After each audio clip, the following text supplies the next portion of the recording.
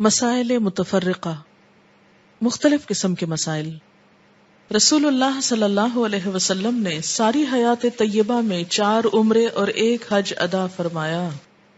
ان قتادہ رضی اللہ عنہ ان انس رضی اللہ عنہ اخبرہ ان رسول اللہ صلی اللہ علیہ وسلم اعتمر 4 عمر كلهن في ذي القعدة إلا التي مع حجته عمرة من الحديبية أو زمن الحديبية في ذي القعدة وعمرة من العام المقبل في ذي القعدة وعمرة من جعرانة حيث قسم غنائم حنين في ذي القعدة وعمرة مع حجته رواه مسلم۔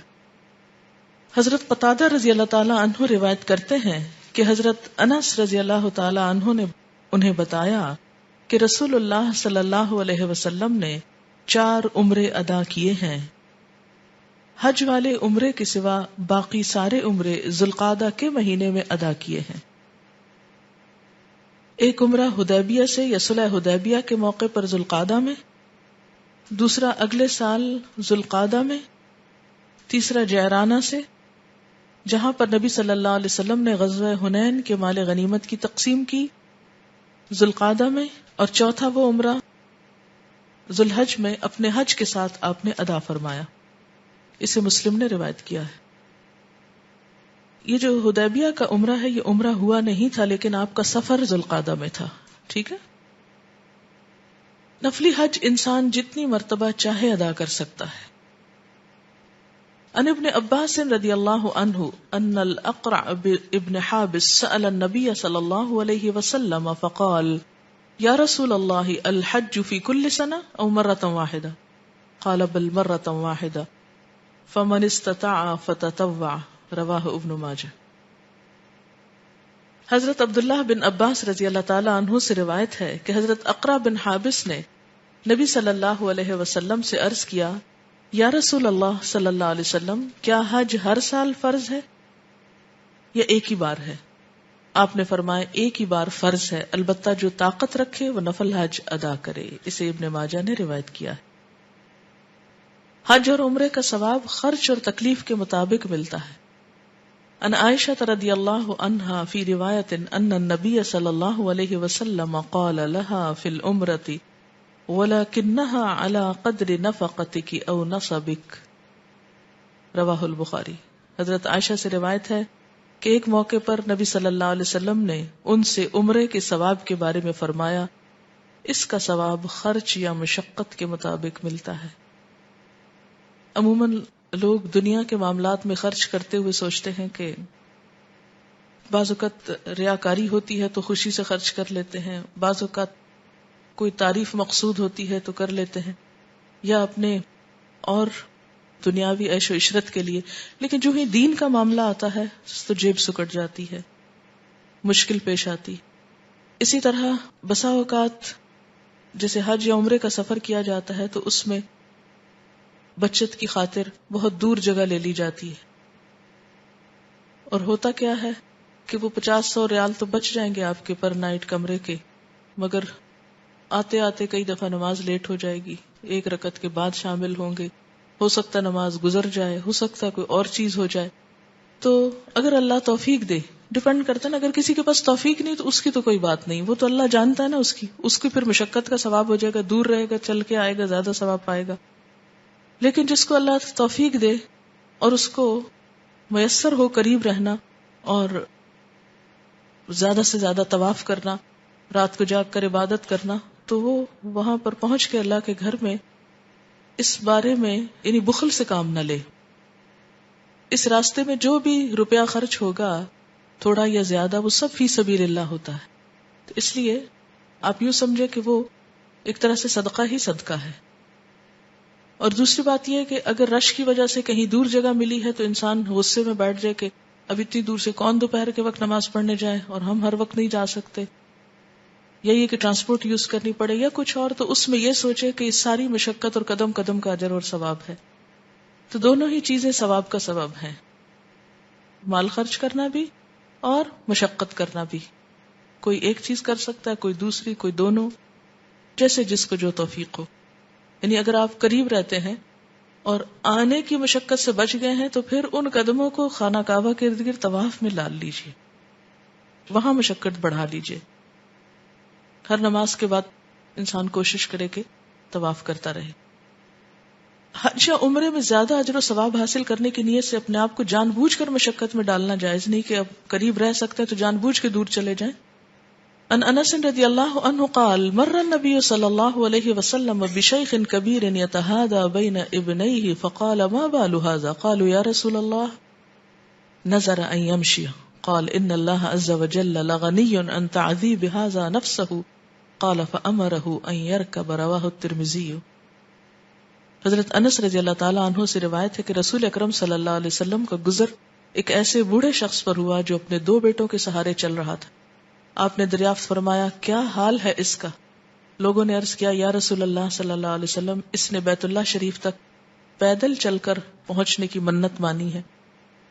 تو آپ نے فرمایا اللہ تعالیٰ اس بات سے بے نیاز ہے کہ یہ شخص اپنے آپ کو عذاب میں مبتلا کرے، یعنی جان بوجھ کے مصیبت میں نہ ڈالے خود کو کہ پیدل چل چل کے آئے. اگر سواری میسر ہے یا کوئی لفٹ میسر ہے تو کہ نہیں سیڑھی سے اتروں گا، تو یہ وہاں پر ساری انرجی بچائے کس کے لیے؟ عبادت میں یکسوئی کے لیے. میں نے بعض اوقات دیکھا ہے کہ لوگ بعض چیزوں میں اتنا تھک جاتے ہیں کہ وہ نماز کے وقت سو رہے ہوتے ہیں. تو پوری توجہ کس بات پہ ہونی چاہیے کہ ہر چیز کٹ ڈاؤن کر کے جو اصل عبادت کا وقت ہے اس میں کوئی بھی خرابی نہ ہو. انسان نہائے دھوئے صاف ستھرے کہ اس کے جسم سے کوئی ایسی اسمیل نہ آئے، کسی کو اذیت نہ پہنچے، اور مناسب جگہ پر جا کر وقت پر جا کر بیٹھے. کیونکہ وہاں پر ایسا ہوتا ہے کہ اگر آپ وقت پر نہ نکلے تو آپ کو پراپر جگہ نہیں ملتی. اگر آپ بعد میں آئے تو ہجوم میں کوئی ادھر سے دھکا پڑ رہا، کوئی ادھر سے، بعض لوگ رستے میں کھڑے ہو جاتے ہیں، بعضوں کا جوتوں کے پاس جگہ ملتی ہے، تو اس سے عبادت کی کنسنٹریشن ختم ہو جاتی. جب ہم گئے ہی اس کام سے ہیں تو اسی کو اپنی پرائرٹی رکھیں، نہ کہ بازاروں میں گھومنے پھرنے کو. اس کے لیے الگ کوئی وقت مقرر کر لیں جب ان سارے کاموں سے فارغ ہو جائے، یا جس میں نماز کا وقت کافی فاصلہ ہو. یہ نہ ہو کہ بازار گھومتے گھومتے نماز نکل جائے، لاکھ نمازوں کا ثواب رہ جائے اور دنیا کی ٹھیکریاں انسان سمیٹتا پھرے. حتیم کعبہ شریف کا غیر مثقف حصہ میں نماز ادا کرنا مستحب ہے. عن عائشة رضی اللہ عنہا قالت كنت احب ان ادخل البيت فاصلي فيه فاخذ رسول الله صلی اللہ علیہ وسلم بيدي فادخلني الحجرة فقال اذا اردت دخول البيت فصلي ها هنا فانما هو قطعة من البيت ولكن قوم اقتصروا حيث بنوه رواه النسائی. حضرت عائشہ رضی اللہ تعالی عنہا فرماتی ہیں کہ میں کعبہ شریف میں داخل ہو کر نماز پڑھنا چاہتی تھی. رسول اللہ صلی اللہ علیہ وسلم میرا ہاتھ پکڑ کر مجھے حتیم میں لے گئے اور فرمایا جب تم بیت اللہ شریف کے اندر نماز پڑھنا چاہو تو یہاں حتیم میں کھڑے ہو کر نماز پڑھ لو، یہ بھی بیت اللہ شریف کا حصہ ہے. تیری قوم نے بیت اللہ شریف کی تعمیر کے وقت حلال کمائی میسر نہ ہونے کی وجہ سے اسے تھوڑا سا تعمیر کر دیا تھا، یعنی آدھی دیواریں اٹھائیں اور چھوڑ دیا. اور یہ اصل میں تو اللہ کی حکمت تھی کہ سب لوگوں کے لیے اندر جانا ممکن ہی نہیں، تو کم از کم ساری مخلوق وہاں تک تو جا سکتی. خواتین کے لیے بھی کچھ اوقات میں وہاں نماز پڑھنا جائز ہوتی ہے، نمازوں کے بالکل قریب اوقات میں وہاں نہیں جانے دیتے، لیکن کچھ اوقات ایسے ہوتے ہیں کہ وہاں انسان نماز پڑھ سکتا ہے، تو اس کی بھی کوشش ضرور کرنی چاہیے کہ اس حصے میں نماز ادا کرے. لیکن پھر وہی یاد رکھیں کہ لوگوں کے آگے سے گزرنا، دھکم پیل کرنا اور اذیت دے کر دوسروں کو یہ کام کرنا یہ درست نہیں. بیت اللہ شریف کے اندر جانے کی سعادت نصیب ہو تو بیت اللہ شریف کے دروازے کے مقابل کی دیوار کی طرف منہ کر کے ستونوں کے درمیان کھڑے ہو کر 2 رکعت نماز ادا کرنا چاہیے. یہ طریقہ بھی معلوم ہونا چاہیے. یہ سنت کے مطابق ہے. کیسے؟ دروازے کے مقابل، یعنی اپوزٹ، سامنے والی دیوار کی طرف منہ کر، کیونکہ وہ تو ساری طرف ہی منہ ہو سکتا ہے نا. اب انسان وہاں آدھا وقت یہ سوچتا رہے اچھا منہ کدھر کروں، تو پھر کیا کرے؟ سنت کو فالو کرے. اور اندر پلرز ہیں، اس یہ جو چھوٹا کمرہ ہے جو بیت اللہ ہے اصل میں، یعنی یہ جو بلیک عمارت نظر آتی ہے اس کے اندر پلرز ہیں، تو 2 پلرز کے بیچ میں کھڑے ہو کر 2 رکعت نماز ادا کرے. اس کے بعد بیت اللہ شریف کے چاروں کونوں میں کھڑے ہو کر اللہ کی تکبیر، توحید اور تحمید کے کلمات نیز توبہ، استغفار اور دعائیں مانگنی چاہیے. عن ابن عمر رضی اللہ عنہما قال دخل رسول اللہ صلی اللہ علیہ وسلم الکعبۃ ودنا خروجه ووجدت شیئا فذهبت وجئت سریعا فوجدت رسول اللہ صلی اللہ علیہ وسلم خارجا فسألت بلالا اصلی رسول اللہ صلی اللہ علیہ وسلم فی الکعبہ قال نعم رکعتین بین الساریتین رواہ النسائی. حضرت عبداللہ بن عمر رضی اللہ تعالیٰ عنہ فرماتے ہیں کہ رسول اللہ صلی اللہ علیہ وسلم کعبہ شریف میں داخل ہوئے اور نکلنے ہی والے تھے کہ مجھے کوئی چیز یاد آ گئی اور میں وہاں سے چلا گیا. وہ جلدی جلدی واپس آ گیا، لیکن اتنے میں ہی رسول اللہ صلی اللہ علیہ وسلم کو کعبہ شریف سے نکلتے ہوئے پایا. میں نے حضرت بلال سے دریافت کیا کیا رسول اللہ صلی اللہ علیہ وسلم نے کعبہ شریف میں نماز پڑھی ہے؟ حضرت بلال رضی اللہ تعالیٰ عنہ نے جواب دیا ہاں، 2 ستونوں کے درمیان 2 رکعت نماز ادا فرمائی ہے. اسے مجھے بعض اوقات یوں لگتا ہے حضرت عبداللہ بن عمر کے طرز عمل سے جیسے کوئی جرنلسٹ کسی لیڈر کے پیچھے لگا ہوا ہوتا ہے نا، ایک ایک گوشہ، ایک ایک پہلو، یہاں کیا کیا، وہاں کیا کیا، کدھر منہ کیا، کس جگہ پڑی، کیونکہ ان کے دل میں اس بات کی بہت محبت تھی کہ میں ہر کام آپ کے طریقے کے مطابق کروں. اور ان کے اس سوال نے ہم سب کے لیے ایک علم کا دروازہ کھول دیا. ان اسامہ بن زید رضی اللہ عنہ انہ دخل مع رسول اللہ صلی اللہ علیہ وسلم فذکر الحدیث وقال ثم انصرف الى ارکان البیت یستقبل کل رکن منها بالتکبیر والتہلیل والتحمید وسأل اللہ واستغفرہ رواہ ابن خزیمہ.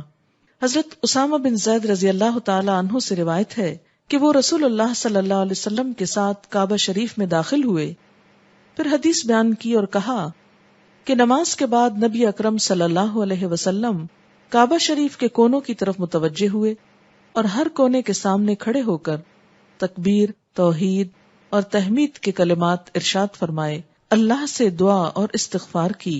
اسے ابن خزیمہ نے روایت کیا ہے. عن عبداللہ بن عمرو رضی اللہ عنہ قال قال رسول اللہ صلی اللہ علیہ وسلم الرکن والمقام یاقوتتان من یاقوت الجنۃ طمس اللہ نورہما ولولا ذلک لأضاءتا ما بین المشرق والمغرب رواہ ابن خزیمہ. حضرت عبداللہ بن عمر رضی اللہ تعالیٰ عنہ کہتے ہیں کہ رسول اللہ صلی اللہ علیہ وسلم نے فرمایا حجر اسود اور مقام ابراہیم جنت کے قیمتی پتھروں میں سے 2 پتھر ہیں. اللہ تعالیٰ نے دونوں پتھروں کی روشنی ختم کر دی ہے.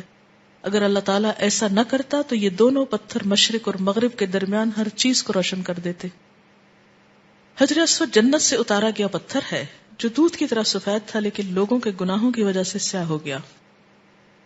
عن ابن عباس رضی اللہ عنہما قال قال رسول اللہ صلی اللہ علیہ وسلم نزل الحجر الاسود من الجنة وهو اشد بیاضا من اللبن فسودته خطایا بنی آدم رواہ الترمذی.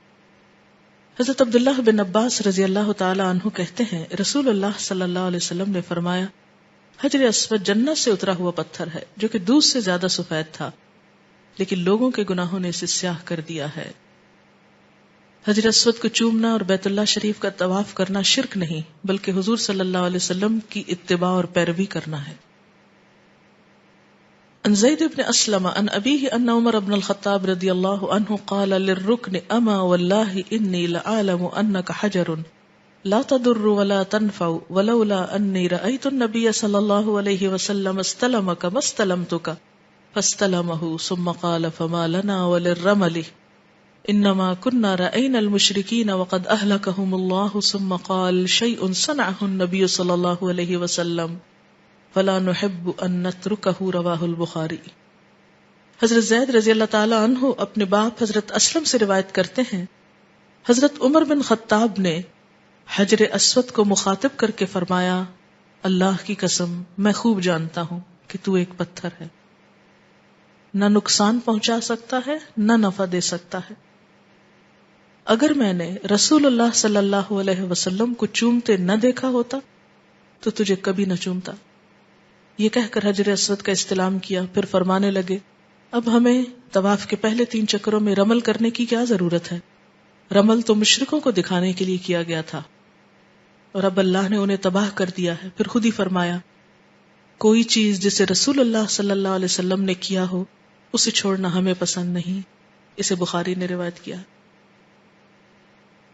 حج یا عمرے کے بعد مکہ مکرمہ سے آب زمزم کا تحفہ ساتھ لے جانا مستحب ہے. عن عائشہ رضی اللہ عنہا انہا كانت تحمل من ماء زمزم وتخبر ان رسول اللہ صلی اللہ علیہ وسلم كان يحمل. رواہ الترمذی. حضرت عائشہ رضی اللہ تعالی عنہا زمزم کا پانی مکہ سے مدینہ لے جایا کرتی تھیں اور فرماتی رسول اللہ صلی اللہ علیہ وسلم بھی لے جایا کرتے تھے. دوران حج تجارت یا مزدوری کرنا جائز ہے.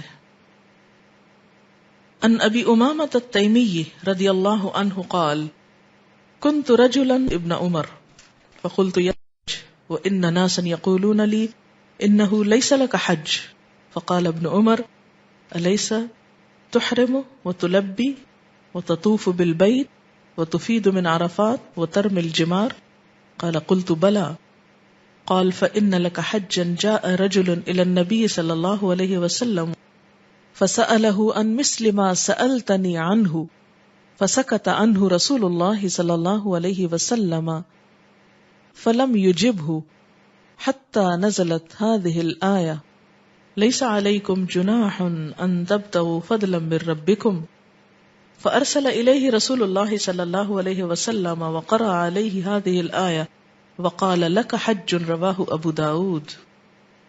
حضرت ابو امامہ تیمی رضی اللہ تعالی عنہ کہتے ہیں میں موسم حج میں حجاج کی بار برداری کا کام کرتا تھا. ان کا سامان اٹھا کے اوپر رکھنا اتارنا جیسے کلی ہوتے ہیں. مثلا کچھ لوگ کہتے تھے تمہارا حج نہیں ہوا کیونکہ تم کام کر رہے ہو، مزدوری کر رہے ہو. چنانچہ میں حضرت عبداللہ بن عمر سے ملا اور عرض کیا اے ابو عبد الرحمن میں حجاج کی بار برداری کا کام کرتا ہوں اور کچھ لوگ کہتے ہیں تمہارا حج نہیں. حضرت عبداللہ بن عمر نے فرمایا کیا تم نے احرام نہیں باندھا؟ کیا تم نے تلبیہ نہیں کہا؟ کیا تم نے بیت اللہ شریف کا طواف نہیں کیا؟ کیا تم عرفات سے ہو کر نہیں آئے؟ کیا تم نے رمی جمار نہیں کیا؟ میں نے عرض کیا کیوں نہیں، سب کچھ کیا ہے. حضرت عبداللہ بن عمر نے فرمایا تو پھر تمہارا حج ہو گیا.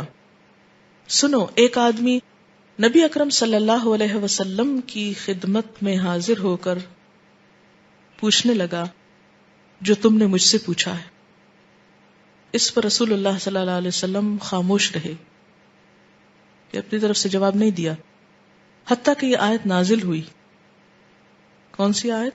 لیس علیکم جناح ان تبتغوا فضلا من ربکم، سورۃ بقرہ 198.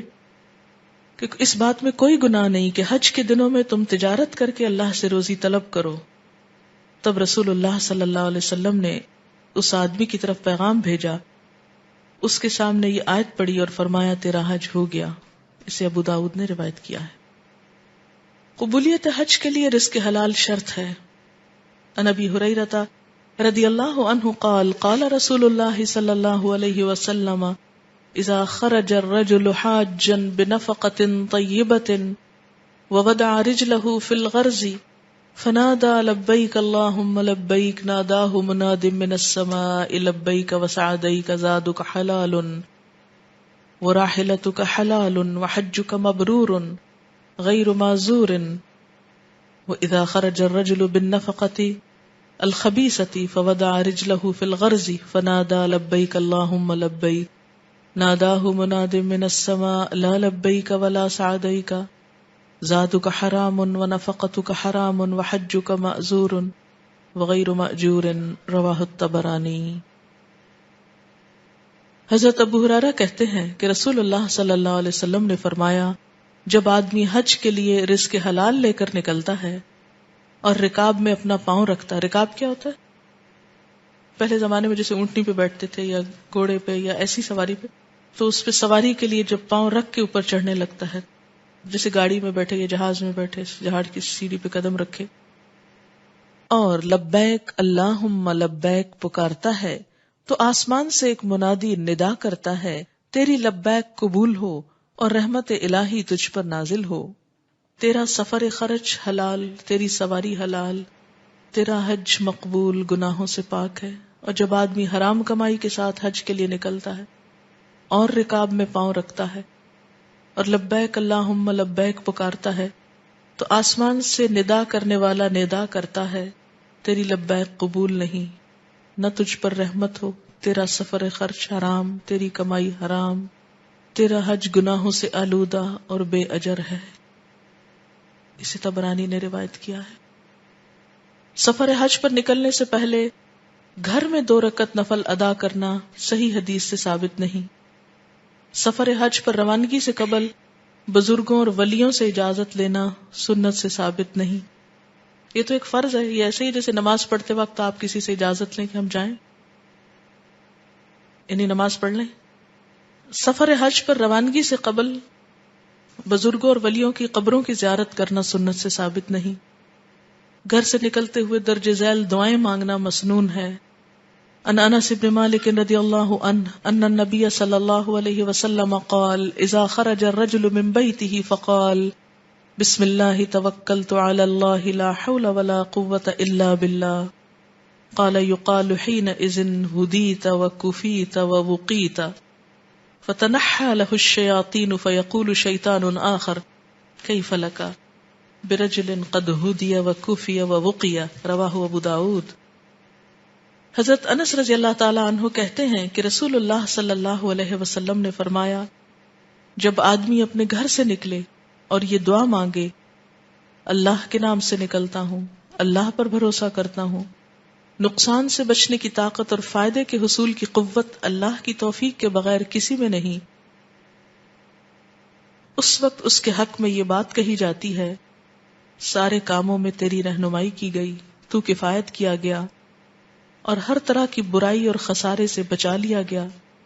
بس شیطان اس سے الگ ہو جاتا ہے اور دوسرا شیطان اس سے کہتا ہے، تم اس شخص پر کیسے قابو پا سکتے ہو جس کی رہنمائی کی گئی، کفایت کیا گیا اور محفوظ کیا گیا.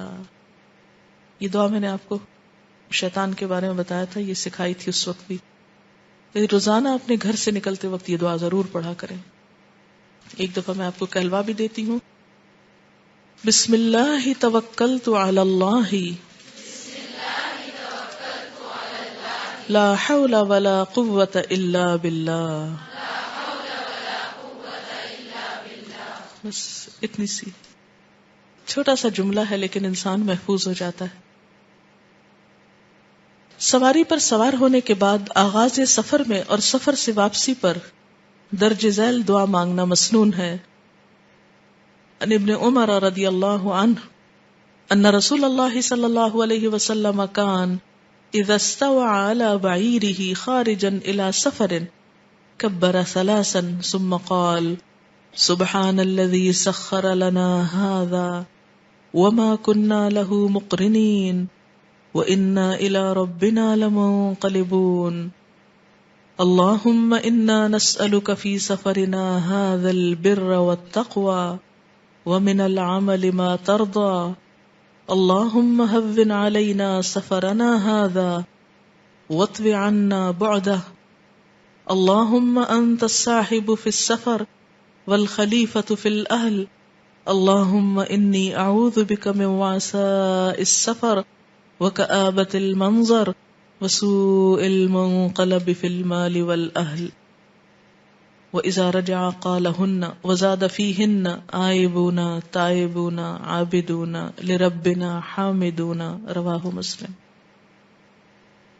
حضرت عبداللہ بن عمر رضی اللہ تعالی عنہ سے روایت ہے کہ رسول اللہ صلی اللہ علیہ وسلم جب اپنے اونٹ پر سوار ہو جاتے سفر پر نکلنے کی حالت میں تو 3 مرتبہ اللہ اکبر اللہ اکبر اللہ اکبر کہہ کر یہ دعا پڑھتے، پاک ہے وہ ذات جس نے ہمارے لیے اس سواری کو مسخر کیا، ہم اسے مسخر کرنے کی طاقت نہیں رکھتے تھے اور ہمیں اپنے رب ہی کی طرف پلٹنا ہے.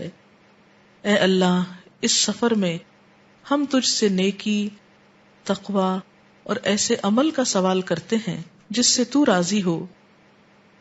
یا اللہ، ہمارے لیے ہمارا سفر آسان فرما دے اور اس کی لمبائی کم کر دے. یا اللہ، سفر میں تو ہی ہمارا محافظ ہے اور اہل و عیال کی خبرگیری کرنے والا ہے. یا اللہ، میں سفر کی مشقت، برے منظر اور اہل و عیال میں بری حالت کے ساتھ واپس آنے سے تیری پناہ مانگتا ہوں. جب رسول اللہ صلی اللہ علیہ وسلم سفر سے واپس تشریف لاتے تب بھی یہی دعا پڑھتے. اور ساتھ ان الفاظ کا اضافہ فرماتے آئبونا تائبونا عابدونا لربنا حامدون، ہم واپس آنے والے، توبہ کرنے والے، عبادت کرنے والے اور اپنے رب کی تعریف کرنے والے ہیں. اسے مسلم نے روایت کیا ہے.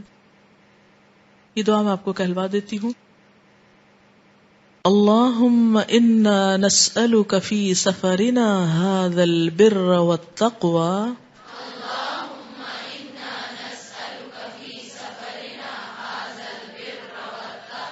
ومن العمل ما ترضى اللهم هون علينا سفرنا هذا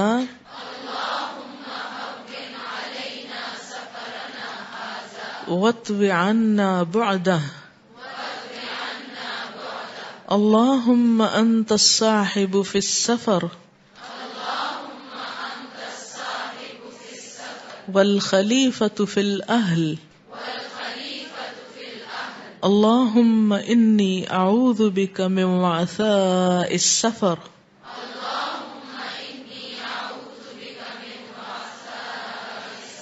وكآبة المنظر وسوء المنقلب في المال والأهل.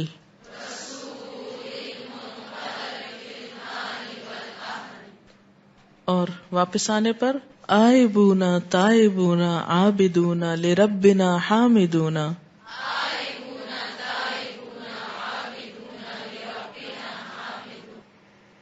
اہل قافلہ کو دوران سفر امیر مقرر کر کے سفر کرنا چاہیے، یعنی ایک شخص کو رسپانسبل ہونا چاہیے اور باقی سب کو اس کی بات سننی چاہیے، ورنہ اکٹھے سفر عذاب ہو جاتا ہے. قال عمر رضی اللہ عنہ اذا كان نفر ثلاث فليؤمر احدهم ذاك امیر امره رسول اللہ صلی اللہ علیہ وسلم. رواہ ابن خزیمہ. حضرت عمر رضی اللہ تعالی عنہ فرماتے ہیں جب 3 آدمی سفر میں ہو تو اپنے میں سے ایک کو امیر بنا لیں. امیر بنانے کا حکم رسول اکرم صلی اللہ علیہ وسلم نے دیا ہے. اسے ابن خزیمہ نے روایت کیا ہے. دوران سفر بلندی پر چڑھتے ہوئے اللہ اکبر اور بلندی سے نیچے اترتے ہوئے سبحان اللہ کہنا مسنون ہے. عن جابر بن عبداللہ رضی اللہ عنہما قال كنا اذا صعدنا كبرنا واذا نزلنا سبحنا. رواہ البخاری. حضرت جابر رضی اللہ تعالیٰ عنہ فرماتے ہیں دوران سفر میں جب ہم بلندی پر چڑھتے تو اللہ اکبر کہتے، جب بلندی سے اترتے تو سبحان اللہ کہتے. اسے بخاری نے روایت کیا ہے. حج ادا کرنے کے بعد اپنے اہل و عیال میں جلدی واپس جانا اجر عظیم کا باعث ہے. عن عائشہ رضی اللہ عنہا ان رسول اللہ صلی اللہ علیہ وسلم قال اذا قضى احدكم حجه فليعجل الرحلة الى اہلہ فانہ اعظم لاجرہ. رواہ الدارقطنی. حضرت عائشہ رضی اللہ تعالی عنہ سے روایت ہے کہ رسول اکرم صلی اللہ علیہ وسلم نے فرمایا جو کوئی شخص اپنا حج مکمل کر لے تو اسے اپنے اہل و عیال میں واپس آنے کے لیے جلدی کرنی چاہیے. یہ اس کے لیے اجر عظیم کا باعث ہے. یعنی اب آپ دیکھیے کہ اللہ تعالیٰ حقوق العباد کی طرف کتنی زیادہ توجہ دلاتے ہیں نا. ہماری عقل کیا کہتی ہے وہاں رہنا زیادہ اجر کا سبب ہے، اور اللہ کے رسول صلی اللہ علیہ وسلم کیا فرماتے ہیں فرض پورا ہو گیا اب گھر چلو. مدینہ منورہ میں داخل ہونے سے پہلے وضو یا غسل کرنا سنت سے ثابت نہیں. سفر حج کے دوران جہاں کہیں قافلہ ٹھہرے وہاں 2 رکعت نفل کا اہتمام کرنا سنت سے ثابت نہیں، کیونکہ بعض اوقات لوگ ایسے کام شروع کر دیتے ہیں، نفل شروع کر دیتے ہیں اور لوگ جانے کو تیار کھڑے ہوتے ہیں، سب لیٹ ہوتے ہیں ان نفلوں کی وجہ سے. نفل ضرور پڑھیں لیکن ایسی جگہ جہاں دوسروں کے لیے پریشانی کا سبب نہ ہو. ثواب کی نیت سے غار ہرا یا غار ثور کا سفر کرنا آثار صحابہ سے ثابت نہیں. ویسے تاریخی مقام کے طور پہ آپ دیکھیں تو دیکھیں، لیکن نہ یہ سنت ہے اور نہ ہی اس میں کوئی ثواب کی بات ہے. مسجد عائشہ میں نماز پڑھنے کے لیے سفر کرنا سنت سے ثابت نہیں، یعنی وہ حضرت عائشہ ہی کے لیے ایک رخصت تھی، بعد میں صحابہ کرام نے ایسا نہیں کیا. حصول برکت کے لیے آب زمزم میں کپڑا یا کفن بھگونا سنت سے ثابت نہیں، یعنی وہ تو پانی اس میں اڑ جاتا ہے اور ختم، کپڑے میں کیا رہا. سائنٹیفکلی بتائیں مجھ کو کپڑے میں کیا رہتا ہے، اور اگر رہے بھی تو کیا انسان کو عذاب قبر سے وہ کپڑا بچا سکتا؟ نہیں. تو عمل چاہیے. میزاب کے نیچے اللہم اذلنی فی ظلک یوم لا ظل الا ظلک کہنا سنت سے ثابت نہیں. کعبہ شریف کی چھت پر حتیم شریف کی سمت بارش کا پانی نیچے گرانے کے لیے جو پرنالا لگایا گیا اسے میزاب کہتے ہیں. مکہ مکرمہ یا مدینہ منورہ کی مٹی کو خاک شفا سمجھنا، اسے کھانا اور اپنے ساتھ لانا سنت سے ثابت نہیں.